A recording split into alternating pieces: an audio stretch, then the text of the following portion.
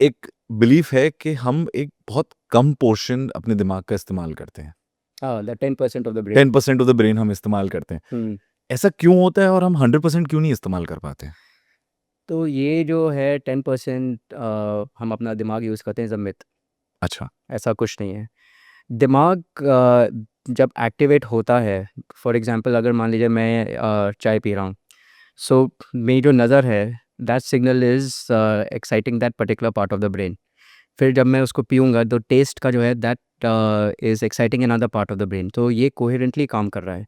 Imagine कि अगर आप चाय पी रहे हैं और आपका पूरा दिमाग काम कर रहा है, तो आपके घर में कुछ हो रहा होगा, आप उसके बारे में भी सोच के आप रोने लगे, क्योंकि ब्रेन उतना ओवर एक्साइटेड है। तो ये एनर्जी एफिशिएंसी की बात होती है।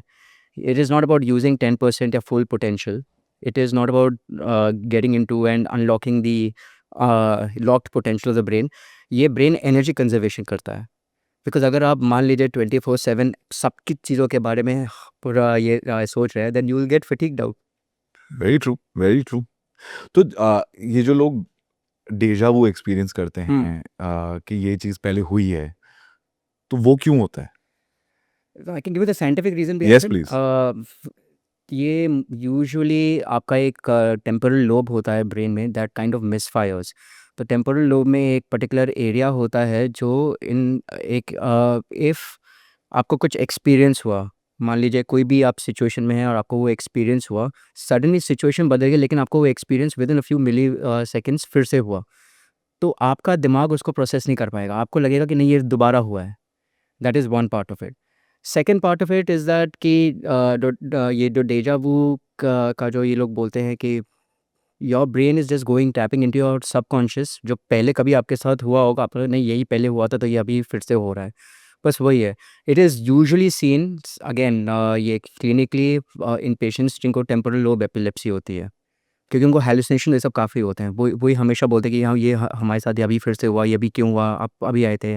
उस टाइप का ही उनके साथ ज़्यादा होता वाओ! सो एवरी टाइम कोई डेजा वू एक्सपीरियंस करता है, इसका ये मतलब नहीं है उनके पास कोई साइकोलॉजिकल प्रॉब्लम होगी। है। नहीं बिकॉज़ मेरे साथ भी होता है कभी-कभी। साइकोलॉजिकल नहीं, नहीं वो आपका ब्रेन सबकॉन्शियस टैप करते लग रहा है, बोल रहा है कि नहीं ये शायद मेरे साथ फिर से हुआ, बट नहीं, nothing of the sort.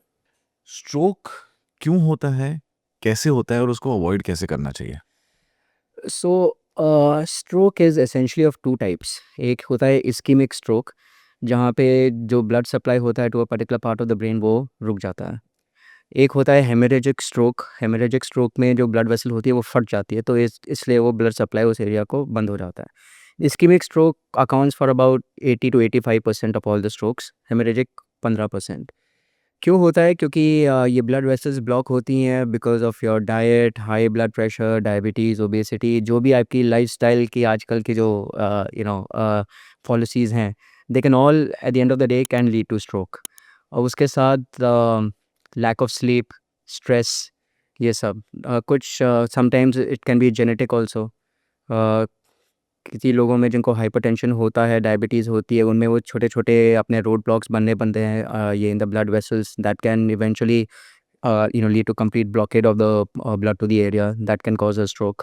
For example south of India में तमिलनाडु जैसी जगह पे the incidence of stroke goes up higher during the summers, क्योंकि वहाँ पे इतनी हीट आती है।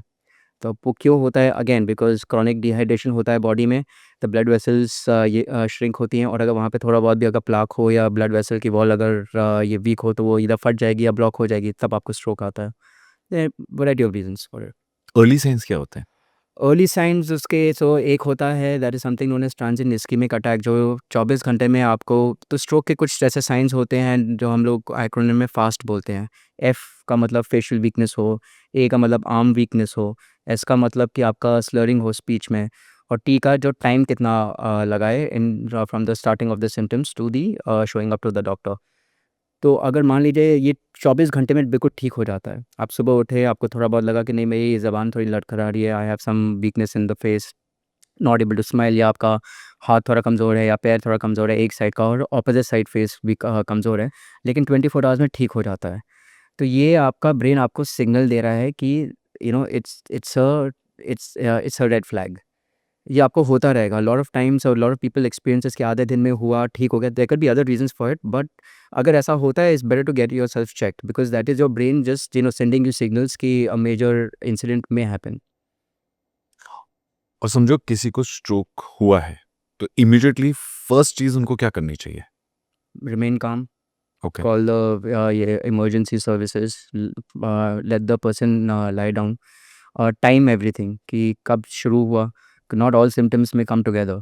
तो वो आप क्योंकि आप टाइम करोगे उसी हिसाब से जितना जल्दी ये पेशेंट हॉस्पिटल पहुंचेगा, टाइमिंग के हिसाब से the doctor can then initiate the treatment. I mean अगर मान लीजिए there is a blockage to a blood vessel और 3 से 5 घंटे में अगर पेशेंट हॉस्पिटल पहुंच गया, then they can give drugs जो वो प्लाक को पूरा डिसॉल्व कर देंगे और पूरा ऑलमोस्ट 100% ब्लड सप्लाई वापस आ जाएगा with minimal permanent deficits.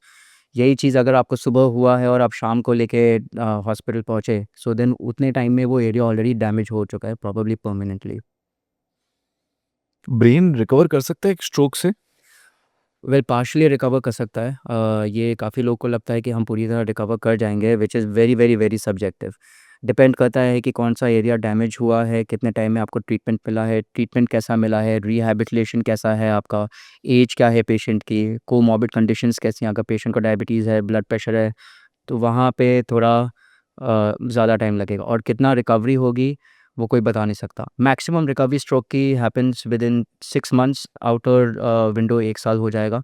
But उस पीरियड में जो आपका मैक्सिमम रिकवरी होगा वो होगा, रिकवर करेगा because of a concept known as neuroplasticity. वो रिकवरी होती है, बट भगवान की बनाई हुई देन उसके बाद आपने उसको इतना डैमेज हो गया है, तो then you are just playing catch up to it. Neuroplasticity क्या होती है और कैसे काम करता है वो? So neuroplasticity is a relatively newer concept where they've said कि that the brain kind of rewires itself।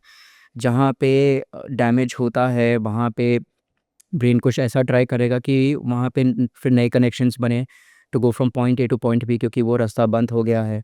मान लीजिए अगर आपका ये एम्पुटेशन अगर ये हो जाता है, तो वो एरिया अगर खाली है तो उस एरिया को कैसे रिप्रेजेंट करेंगे, जो फैंटम लिम्ब पेन जो होता है फॉर एग्जांपल उस समय, तो that is just your brain kind of rewiring itself. that happens both at the subconscious level as well as in consciously।